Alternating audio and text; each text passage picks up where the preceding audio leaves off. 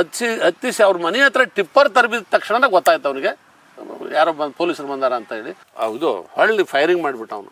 ನಾನು ಕೆಳಗೆ ಬಿದ್ದೇನೆ. ನಾನು 100% ಅವರು ಟಾರ್ಗೆಟ್ ಮಾಡಿದ್ದು ಇದೇ ರೋಡ್ನಲ್ಲೇ ಬರ್ತಾನ. ಅದಕ್ಕೆ 2 ಟಿಪ್ಪರು ಈ ರೋಡ್ನಲ್ಲಿ ಇಟ್ಟು ಪ್ಲಸ್ ಎಡಗಡೆ ಸೈಡು ಹೊಲದಲ್ಲಿ ಒಂದು 20-30 ಮಂದಿ ಕುತ್ಕೊಂಡಿದ್ದಾರೆ. ಸಡನ್ ಆಗಿ ಟಿಪ್ಪರ್ ಅದು ಅಟ್ಯಾಕ್ ಆಯ್ತು ಅಂದ್ರೆ ಅವರೆಲ್ಲರೂ ಬಂದು ಇಲ್ಲಿ ಅಟ್ಯಾಕ್ ಮಾಡೋರು. ಬರೀ ಜೀಪ್ ತುಂಬಾ ಡೀಸೆಲ್ ತುಂಬ್ಕೊಳ್ಳೋದು, ಬುಲೆಟ್ ಪ್ರೂಫ್ ಜಾಕೆಟ್ಸ್ ಇಟ್ಕೊಳ್ಳೋದು, 3-4 ಜನ ಸಿಬ್ಬಂದಿ ಕರ್ಕೊಳ್ಳೋದು, 303 ಬಂದೂಕು, ಸ್ಟೇನ್ ಗನ್ನು, ಪಿಸ್ಟಲ್ ತಗೊಂಡು ನಾವು ಬರೇ ಚಿಕ್ಕ ಏನು ಮಹಾರಾಜರು ಅವತ್ತಿನ ದಿವಸ ತೋಪುಗಳನ್ನು ಹಾರಿಸ್ತಿದ್ರಲ್ಲ ಆ ಟೈಪ್ ಇವ್ರು ಮಾಡಿಕೊಂಡಿದ್ರಿ. ಇವರು ಕ್ಯಾನಲ್ಲೇ ರೌಡಿಸಮ್ ಬೆಳಿಲಿಕ್ಕೆ ಕಾರಣ ಅಂತ ಅನ್ನೋದು ಹೆದರಿ ಕೊಟ್ಟು ಮತ್ತೆ ಕಂಪ್ಲೇಂಟ್ ಕೊಟ್ಟರೆ ಮತ್ತೆ ನೀವು ಆ ಕೆಲಸನೂ ಮಾಡಕ್ ಬಿಡೋದಿಲ್ಲ, ಮತ್ತೆ ಅವ್ರನ್ನ ಹೊಡೆದಾಕ್ತಾರ ಅಂತ ಹೇಳ್ಬಿಟ್ಟು 10 ಲಕ್ಷ 20 ಲಕ್ಷ ಅವಾಗೆಲ್ಲ ಹೆದರಿಸಿ ಅವ್ರು ಯಾರಿಗೂ ಹೇಳ್ತಿರಲ್ಲ ಪೊಲೀಸರಿಗೆ. ಸೊ ದುಡ್ಡು ಹರಿಲಿಕ್ಕೆ ಸ್ಟಾರ್ಟ್ ಆಗಿದ್ದೆ ಈ ಕೆನಾಲ್ ನಿಂದಾನೆ. ಹೌದು, ಕಣಿವಿ ಟೈಪ್ ಆ ಟೈಪ್ ಮಾಡ್ಯಾನ. ಅದು ಈ ಸಿಚುವೇಶನ್ ಅವತ್ತಿಂದ ಹಂಗೆ ಇತ್ತಂತ. ಅಲ್ಲಿ ಅಲ್ಲೇ ಇತ್ತು ಬಿಡ್ರಿ. ಆ ಜೀಪ್ನಾಗ ಹೋಗೋ ಮುಂದೆ ಹೊಡೆದಲ್ಲ ಅವ್ರಿಗೆಲ್ಲ ಊರ್ ಹೊಕ್ಕ ಹೊಡೆದಾರ. ಅವ್ರು ಊರ ಹೊಕ್ಕ ಹೊಡೆದದ್ದು ಅದು.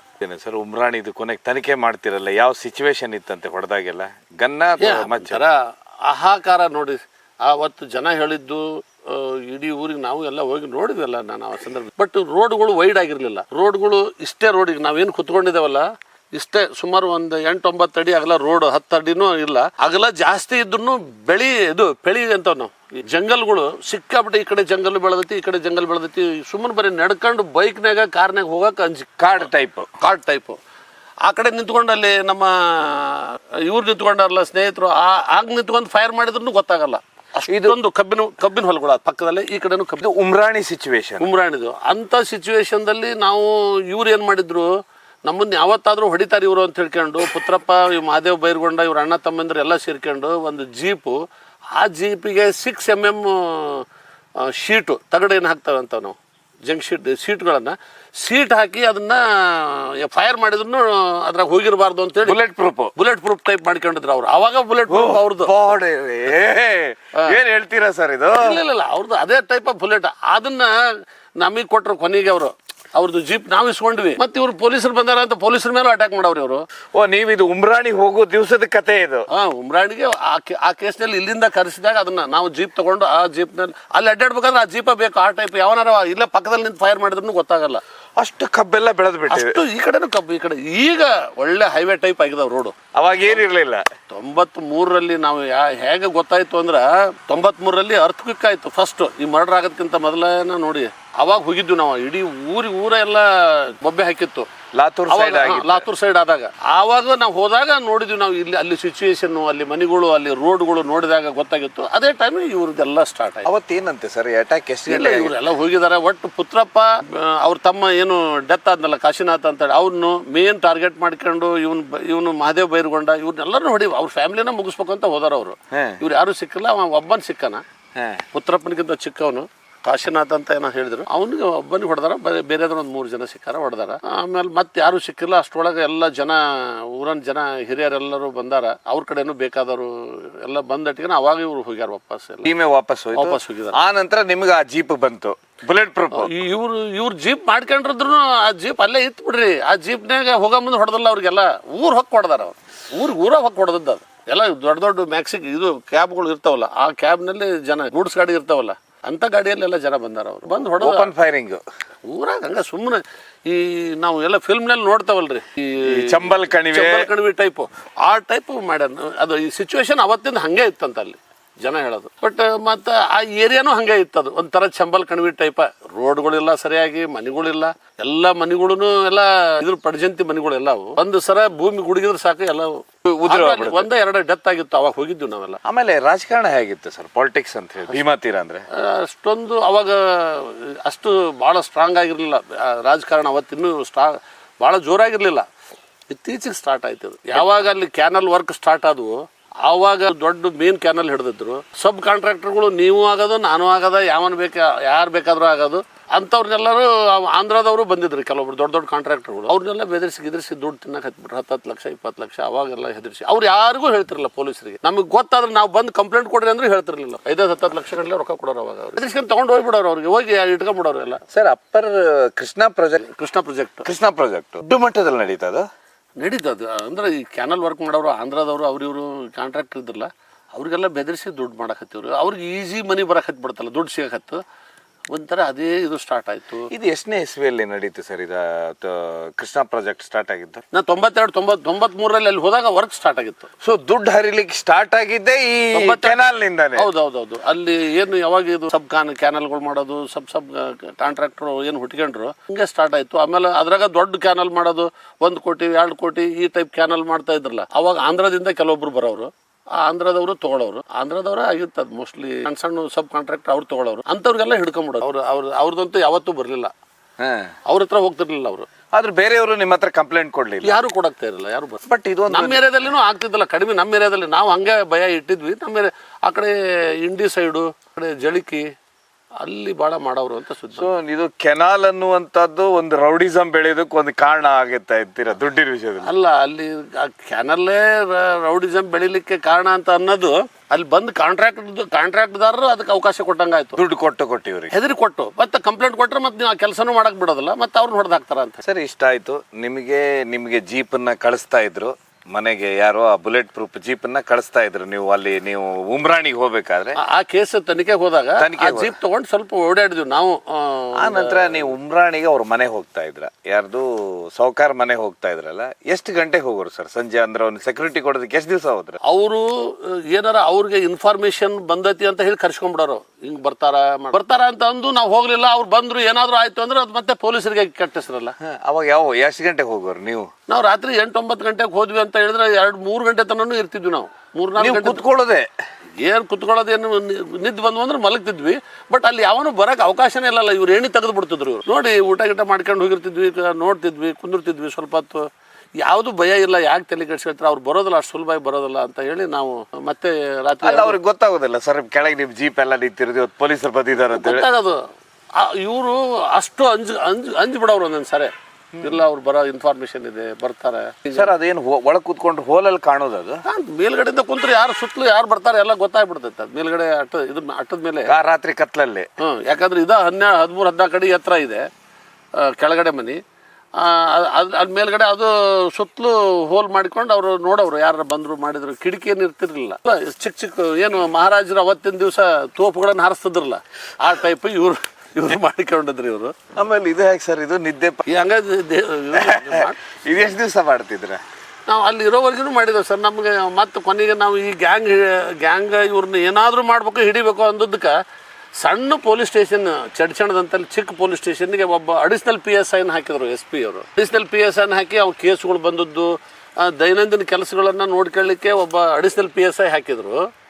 ನಾನು ಕೆಲಸ ಬರೀ ಜೀಪ್ ತುಂಬಾ ಡೀಸೆಲ್ ತುಂಬ್ಕೊಳ್ಳೋದು, ಬುಲೆಟ್ ಪ್ರೂಫ್ ಜಾಕೆಟ್ಸ್ ಇಟ್ಕೊಳ್ಳೋದು, 3-4 ಜನ ಸಿಬ್ಬಂದಿ ಕರ್ಕೊಳ್ಳೋದು, 303 ಬಂದೂಕು, ಸ್ಟೇನ್ ಗನ್ನು, ಪಿಸ್ಟಲ್ ತಗೊಂಡು ನಾವು ಬರೇ ಹೊಂಟು ಬಿಡೋದು. ಈ ದಾರ್ಯಾಗ ಹೋದ್ವಿ ಅಂತ ಹೇಳಿದ್ರೆ ಇನ್ನೊಂದು ದಾರ್ಯಾಗ ಬರೋದು. ರಾತ್ರಿ 7:30, 6, 7:30, 8 ಆಯ್ತು ಅಂದಟ್ಟು ಎಲ್ಲ ಬರೋ ಬೈಕು, 2 ವೀಲರು, 4 ವೀಲರು, ಲಾರಿನೋ ಯಾವ ಗಾಡಿ ಬರ್ತಾವೆ ಎಲ್ಲವನ್ನು ತರಿ ಚೆಕ್ ಮಾಡಿ ಕಳಿಸ್ಕೊಡ್ತಿದ್ವಿ. ಅಂದ್ರೆ ಎಲ್ಲೇ ಈಗ ನಾವು 10 ಕಲ್ಲು ಹೊಡೆದಾಗ 1 ಕಲ್ಲಾದ್ರೂ ಕಾಯಿಗೆ ಟಚ್ ಆಗ್ತೈತಲ್ಲ, ಹಂಗೆ ನಾವು ಎಲ್ಲರನ್ನು ಚೆಕ್ ಮಾಡ್ಕೊಂತ ಹೋದ್ರು ಯಾವ ವೆಪನ್ನರ ಸಿಗ್ತಾವು, ಅಟ್ಲೀಸ್ಟ್ ಅವರಾದ್ರೂ ಯಾರಾದ್ರೂ ಸಿಗ್ಬೋದು ಅಂತ. ನಾವು ಯಾರು ನೋಡಿಲ್ಲ ಅವ್ರನ್ನ. ಫೋಟೋಗಳು ಇರ್ಲಿಲ್ವ ಸರ್? ಯಾವಾಗ ಯಾವ ಫೋಟೋನು ಇಲ್ಲ, ಏನು ಮೊಬೈಲ್ ಇಲ್ಲ, CC ಕ್ಯಾಮೆರಾ ಇಲ್ಲ, ಏನು ಇಲ್ಲ.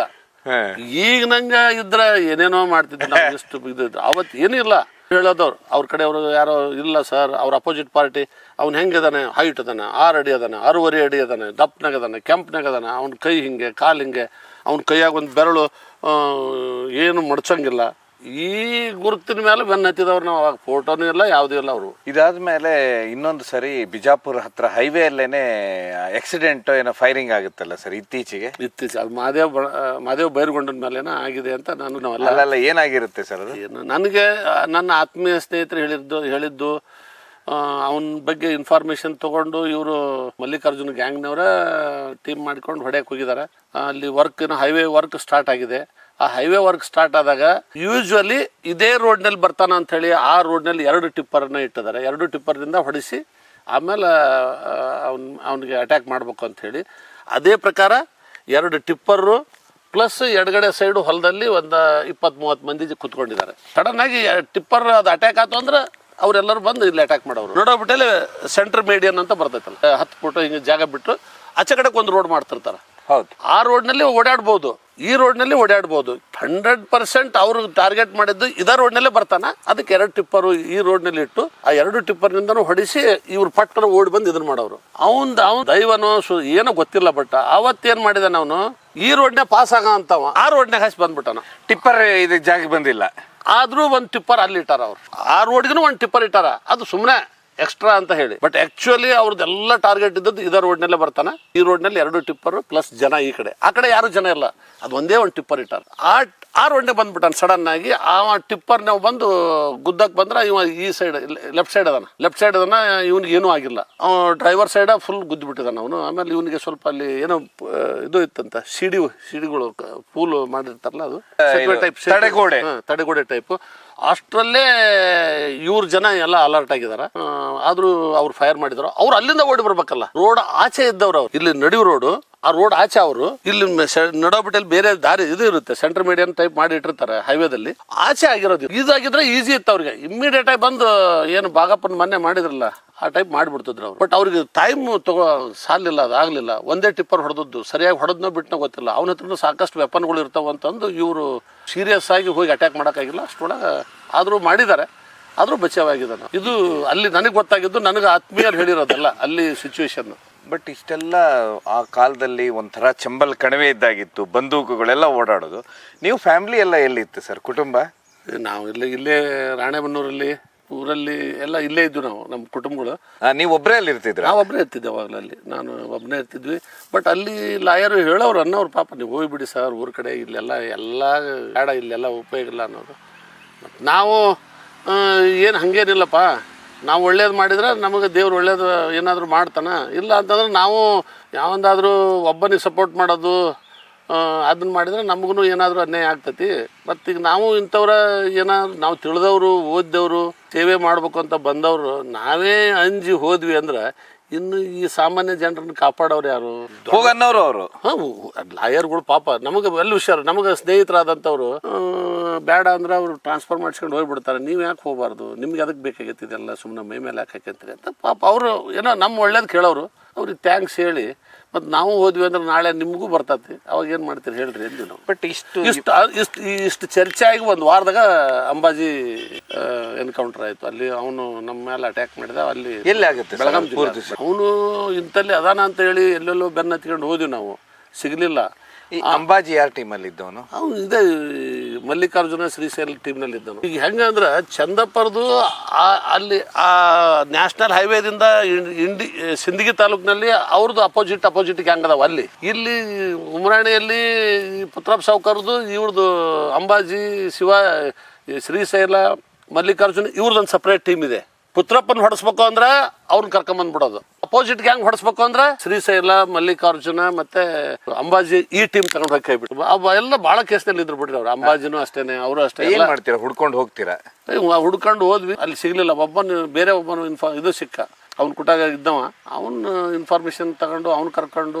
ನೀವು ಹೋಗ್ತೀರಾ? ಎಲ್ಲಿ ಸಿಗ್ತಾರೆ ಸರ್ ಇವರೆಲ್ಲ? ಮನೆಯಲ್ಲಿದ್ದವ್ ನಾವು, ಮನೆಯಲ್ಲಿದ್ದ ತಗೊಂಡು ಅರೆಸ್ಟ್ ಮಾಡ್ಕೊಂಡು ಕರ್ಕೊಂಬರೋದ್ರೊಳಗಡೆ ಬಟ್ಟನ ರಿವಾಲ್ವರ್ ಕಿತ್ತವ್ರು ಹೋಗ್ಬಿಟ್ಟ. ರಿವಾಲ್ವರ್ ಕಿತ್ಕೊಂಡು ನಾವು ತಗೊಂಡು ಓಡೋದು ಅವ್ನು. ಇದು ಎಲ್ಲಿ ಸರ್ ಇದೆಲ್ಲ ನಡೆಯುವ ಘಟನೆ? ಅವು ಅಲ್ಲಿ ಒಂದು ಹಳ್ಳಿ ಇದೆ.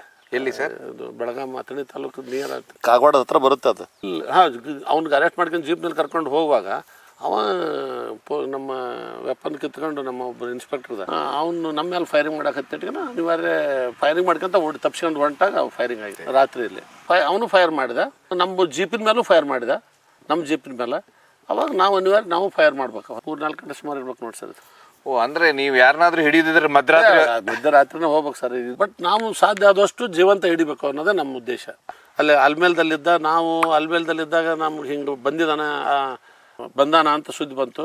ನಾವು ಬೈಕು ಅಥವಾ ಏನೋ ಬೇರೆ ಸೈಕಲ್ ಮೋಟ್ರ್ ಮೇಲೆ ಹೋದ್ವಿ ಅಂತಂದ್ರೆ ನಮ್ಮನ್ನ ಇಮಿಡಿಯೇಟ್ ಗೊತ್ತಾಗ್ತೈತಿ. ಅಷ್ಟು ಕಾಯ್ತಾ ಇರ್ತಾರೆ, ಅವ್ನಿಗೆ ಇನ್ಫಾರ್ಮೇಷನ್ ಕೊಟ್ಬಿಡ್ತಾರೆ. ಸಿಗೋದಿಲ್ಲ ಅದು ಯಾವುದೋ ಒಂದು ಟಿಪ್ಪರ್ ಬಂತಲ್ಲಿ. ಇಮಿಡಿಯೇಟಾಗಿ ಆ ಟಿಪ್ಪರ್ನಲ್ಲಿ ನಾನು ಒಳಗಡೆ ಕೂತ್ಕೊಂಡೆ. ನಮ್ಮ ಪೊಲೀಸರು 2 ಪೊಲೀಸರನ್ನ ಮೇಲ್ಗಡೆ ಟಿಪ್ಪರ್ ಒಳಗಡೆ ಹತ್ತಿಸಿ ಅವ್ರ ಮನೆ ಹತ್ರ ಟಿಪ್ಪರ್ ತರಬಿದ ತಕ್ಷಣ ಗೊತ್ತಾಯ್ತು ಅವ್ರಿಗೆ ಯಾರೋ ಪೊಲೀಸರು ಬಂದಾರ ಅಂತ ಹೇಳಿ.